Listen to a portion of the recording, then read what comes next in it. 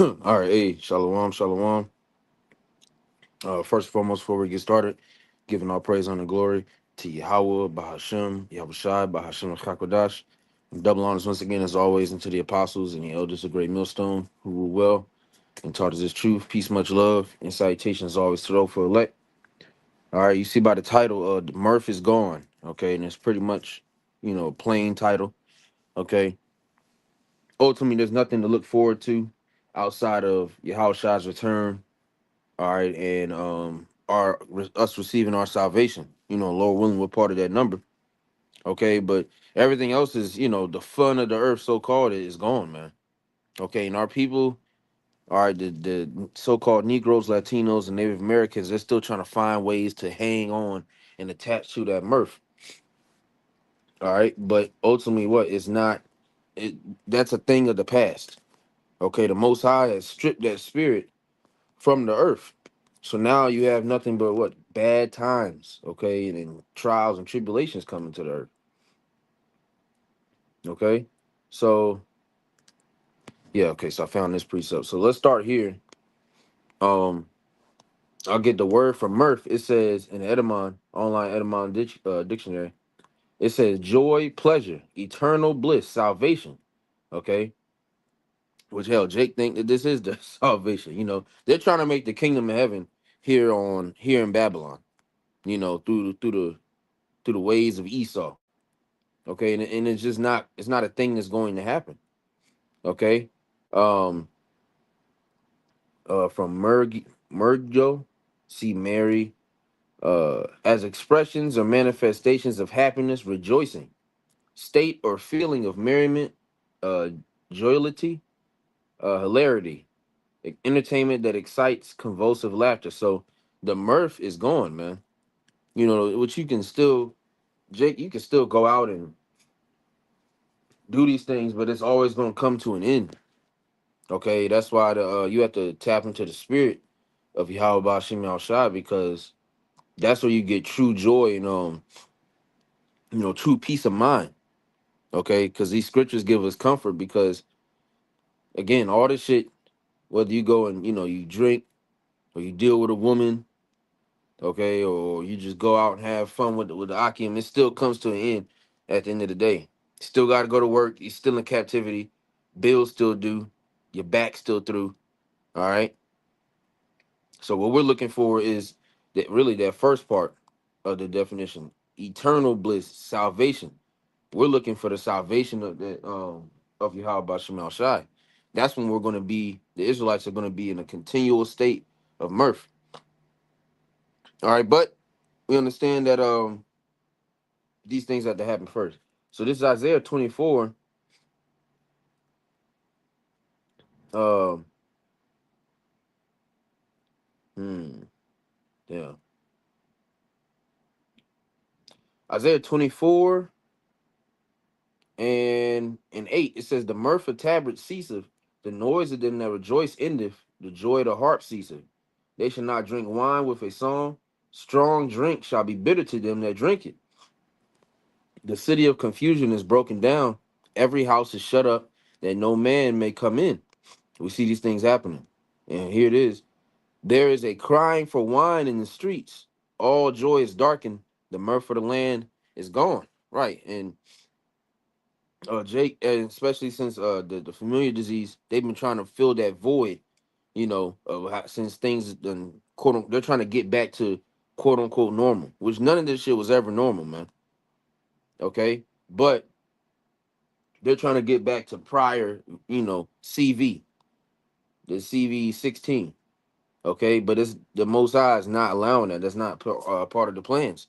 And then this next lockdown that they're getting ready to bring, there's not going to be a lifting of that. Okay, that was a test run to see how you niggas will react, and you did exactly what Esau wanted you to do. You tucked tail and took the jab. So you're going to do the same thing in this next one. You're going to tuck tail and take the chip.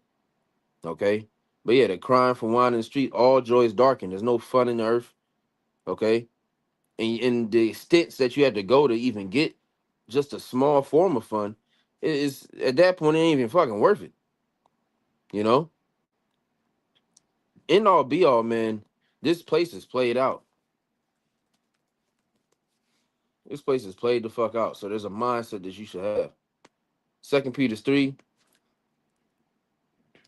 it says, seeing then that all these things shall be dissolved, what manner of persons ought ye to be in all holy conversation and godliness? Right. So there's a mindset that you should have pertaining, to the earth right now, man. When you see the current state of the earth, you should be like, okay, yeah, the Lord's definitely about to come back. We're seeing the signs. I should not be involved in this to the full extent. I shouldn't be trying to go, and constantly have fun. Again, you can enjoy yourself, because you need the balance. Okay, you can't just study, study, study. You're gonna burn yourself out. Okay, so you got to balance. Go deal with Keisha. Go deal with goddamn or Sabrina. Try to stay away from the black women if possible. But go deal with a woman. We'll put it like that. You can go fuck on Ling Ling, man. But now go deal with a woman, have a drink with the bros, kick back, cook, chill, play the game, whatever. But again, there's only so much of that you can do to where even that shit gets boring. Like I remember it was one day I didn't have to go to work. I had like an extra off day. And like cause I usually wake up pretty early, by like 6 or 7.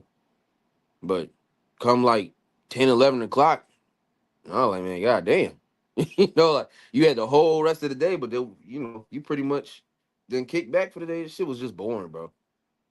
It's just boring. Even if you have an off day, that shit just it's whack as hell sometimes. You know, and that was back when I wasn't, doing as much as I am now. Now we could actually use that to get some shit done. But nonetheless, yeah, this shit's getting worse as the days go by. Okay. But hey, it has to get worse for us to get better.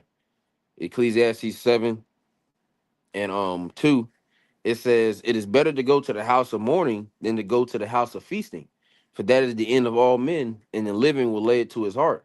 Sorrow is better than laughter, for by the sadness of the countenance the heart is made better. And again, you don't walk around depressed, head, shoulders slouched. Okay, but we're not in that. I think the brother lawyer was mentioning uh the other day in the lesson or camp or whatever, or maybe he was just talking. But speaking about some dude at his job, just early as hell, loud, happy, laughing and shit. And it's like, bro, there's nothing to be that damn happy about.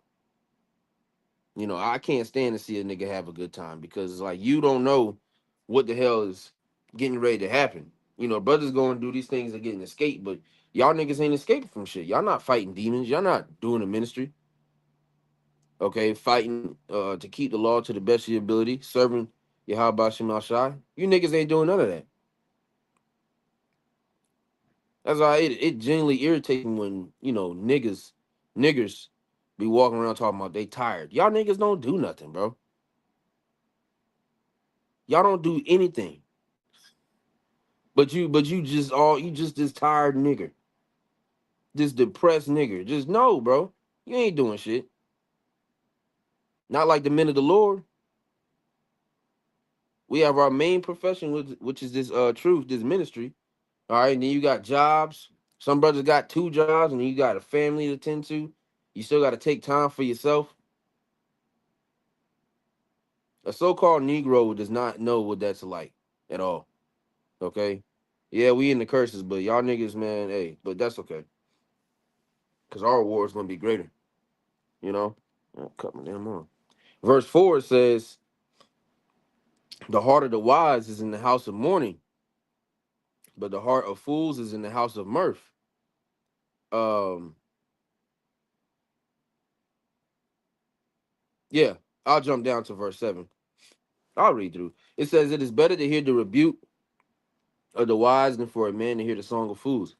And yeah, like I said, the heart of fools is in the house of mirth. So if you constantly looking around for a goddamn good time, well, you're a fool. Okay, we're supposed to be in the house of mourning again, not depressed, but yearning for the day where Yahweh Shai comes and delivers us out of this place. Okay, our people aren't looking forward to that. They're looking forward to the next Super Bowl, who's gonna get traded. The next album by YoungBoy. That's what their mind is. Verse 6, For as the crackling of thorns under a pot, so is the laughter of a fool. This also is vanity. Surely oppression maketh a wise man mad, and a gift destroyed the heart.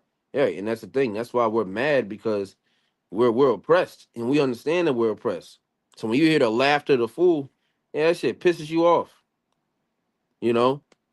And then especially if they laughing at you, but that's okay because we got this. Luke 20 or damn Luke 6:24. It says, "But woe unto you that are rich, for ye have received your consolation. Woe unto you that are full, for ye shall hunger. Woe unto you that laugh now, for ye shall mourn and weep." Right. And since you want to be in that mirth spirit still, and you're still chasing after it, then in the same time, you got the audacity to laugh at the prophets. Well, it's real funny now until you're mourning and weeping. And that's when we're gonna laugh at your calamity and mock on your fear coming. Okay? It's just gonna be a flip of roles. That's it. All right. So yeah, I just wanted to put that up real quick. Nothing too crazy. Lord willing, it was edifying to the elect. Before we close once again, giving all praise, honor, and glory to Yahweh, Bahashem, Yahushai, Bahashem Chakodash, and double honors once again, as always, to the apostles and the elders of Great Millstone who do well and taught us the truth. Peace, much love, and salutations always to the elect. To the next one, Shalom.